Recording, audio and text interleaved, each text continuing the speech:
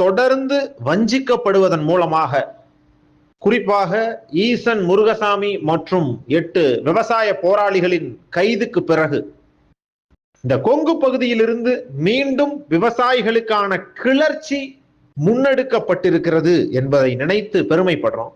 அதே வேளையில் இந்த மண்ணுக்கும் மக்களுக்கும் உணவளிக்கக்கூடிய விவசாயிகளை சிறைப்படுத்தியதன் மூலமாக ஆளும் தரப்பு மிகப்பெரிய இன்னலை சந்திக்க போகிறது என்பது மட்டும் தெள்ளத் தெளிவாக புரிகிறது. ஒரு ஒருங்கிணைப்பே இல்லாத ஒரு மிகப்பெரிய சமூகம் இந்த விவசாய பெருங்குடி மக்கள்.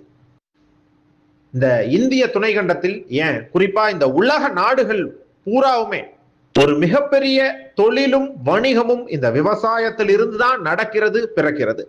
எப்போது ஒரு கார்ப்பரேட் கம்பெனியை எதிர்த்து சாதாரண விவசாயிகள் கேள்வி கேட்டாலும் அந்த கார்ப்பரேட் கம்பெனிஸ் ஒன்றிணைந்து விவசாயிகளை நசுக்குது.